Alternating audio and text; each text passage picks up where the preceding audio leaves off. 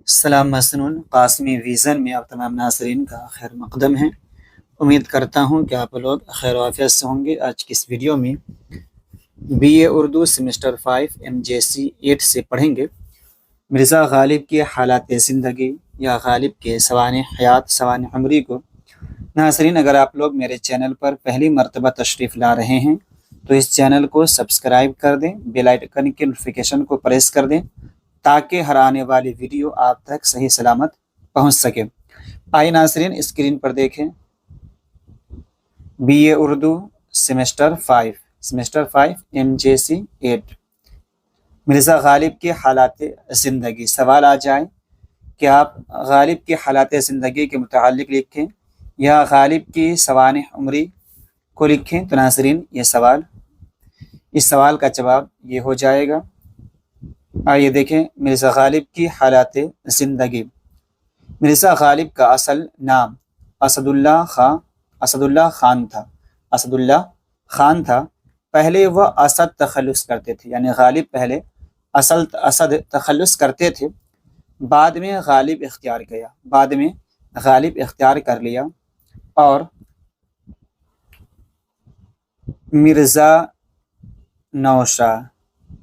مرزا نوشہ کیا ہے؟ یہ آپ کا لقب تھا۔ اور نجم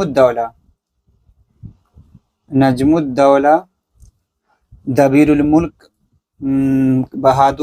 خان بہادر یا اسی طرح نظام جنگ یا کیا ہے، یہ خطاب تھا۔ آئیے دیکھیں آگے، وہ 1797 میں آگرہ میں پیدا ہوئے۔ ان کے والد کا نام مرزا عبداللہ بیگ خان تھا، جو غالب کے بچپن ہی میں وفات پا گئے۔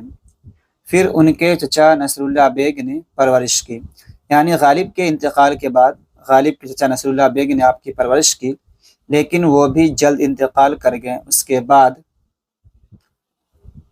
غالب کی پرورش ان کی والدہ عزت النساء بیگم کی شادی کم عمری میں امراؤ بیگم سے ہوئی، جو نواب الہی بخش خان کی بیٹی تھی۔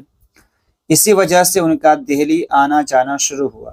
پھر وہ وہیں مستقل رہنے لگے، یعنی غالب دہلی میں مستقل سکونت اختیار کر لی۔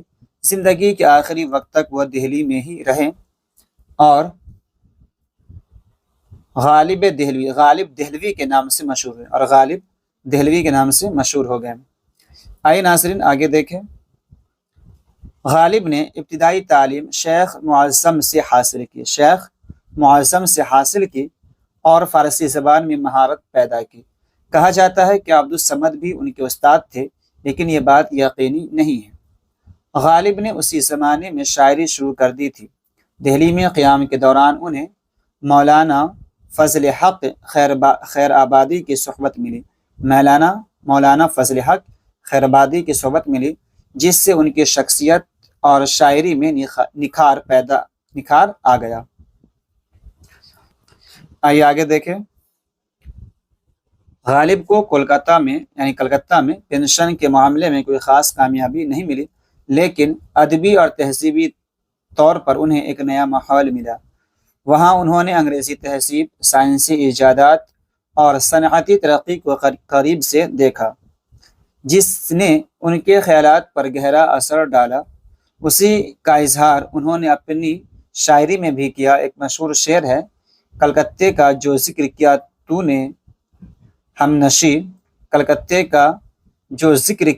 نے ہم نشیں، ایک تیر میرے سینے میں مارا کہ ہائے ہائے۔ مرزا غالب کو کولکتہ میں پینشن کے معاملے میں کوئی خاص کامیابی نہیں ملی، لیکن ادبی اور تہذیبی لحاظ سے انہیں بہت فائدہ ہوا۔ وہاں انہوں نے ایک نئی دنیا دیکھی، جہاں انگریزی تہذیب اور سائنسی ایجادات، صنعتی ترقی کے اثرات نمایاں تھے۔ ان چیزوں نے ان کی سوچ اور شاعری پر گہرا اثر ڈالا۔ کولکتہ میں انہیں ذہنی پریشانیوں کا بھی سامنا کرنا پڑا، خاص طور پر مرزا قتیل کے ساتھ اختلاف ان کے اس سفر کا اہم واقعہ تھا۔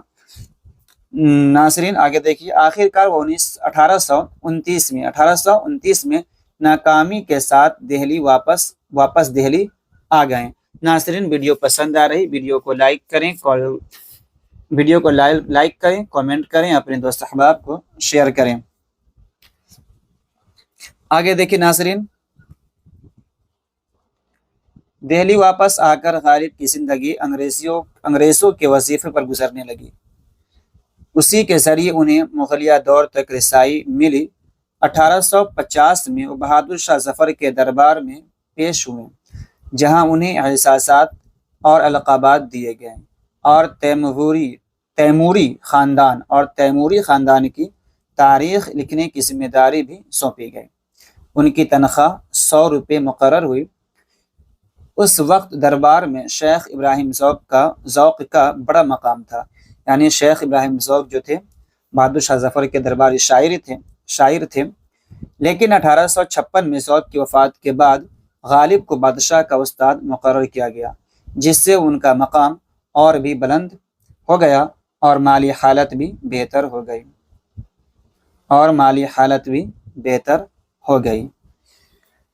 آگے دیکھیں ناظرین، مشکل حالات میں غالب گوشہ نشیں ہو گئے، لیکن انہوں نے ادب سے اپنا تعلق قائم رکھا۔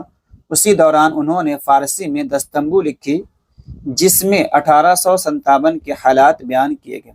1857 کے حالات کیا ہیں؟ بیان کیے گئے۔ آئیے ناظرین آگے دیکھیں، نواب رامپور یوسف علی خان سے مرزا غالب کے تعلقات پہلے سے ہی اچھے تھے۔ نواب صاحب نے غالب سے فارسی سیکھی تھی اور اپنے کلام کی اصلاح بھی کرواتے تھے، یعنی غالب سے، اس لیے وہ غالب کو اپنا استاد مانتے تھے۔ مشکل حالات میں وہ غالب کی مالی مدد بھی کرتے رہتے تھے۔ غدر یعنی 1857 کے بعد جب غالب نے اپنی پریشانیوں کے حالات نواب صاحب کو بتائیں اور مستقل وظیفے کی درخواست کی تو نواب یوسف علی خان نے 10 جولائی 1859 سے 100 روپے ماہانہ وظیفہ مقرر کر دیا، جو غالب کی وفات تک جاری رہا۔ اس کے بعد غالب نے اپنی بند ہو چکی پینشن دوبارہ حاصل کرنے کے لیے رامپور کا سفر کیا۔ نواب رامپور کی سفارش سے انگریزوں کی طرف سے بند پینشن دوبارہ جاری ہو گئے، پچھلا بقایا بھی ملا، یعنی تقریباً 2250 روپے تھے، وہ بقایا تھے، وہ کیا ہو گئے؟ وہ مل گئے۔ آگے دیکھیں ناظرین، دربار کی طرف سے خلعت یعنی اعزاز بھی واپس مل گیا۔ اس طرح رامپور سے غالب کا تعلق اور بھی مضبوط ہو گیا۔ ناظرین، ویڈیو پسند آ رہی ہے تو ویڈیو کو لائک کریں، کامنٹ کریں، اپنے دوست احباب کو شیئر کریں۔ آئیے ناظرین آگے دیکھیں، مرزا غالب نے نواب یوسف علی خان کے احسانات کو ہمیشہ یاد رکھا۔ جب 1865 میں نواب صاحب کا انتقال ہوا، یعنی نواب یوسف علی خان کا انتقال ہوا، تو غالب تعزیت کے لیے رامپور گئے اور نئے نواب کلب علی خان کو مبارکباد دی۔ وہاں 3 ماہ قیام کے بعد 1866 میں دہلی واپس آ گئے۔ واپسی کے دوران غالب بیمار ہو گئے۔ دہلی پہنچ کر علاج تو ہوا، لیکن کمزوری بڑھتی گئی اور وہ بستر پر آ گئے۔ تقریباً 3 سال اسی حالت میں گزارنے کے بعد 14 فروری 1869 کو مرزا غالب کا انتقال ہو گیا۔ انہیں دہلی میں حضرت نظام الدین اولیاء کے قبرستان میں دفن کیا گیا۔ ناظرین، ویڈیو پسند آ رہی، ویڈیو کو لائک کریں، ویڈیو کو کامنٹ کریں، اپنے دوست احباب کو شیئر کریں۔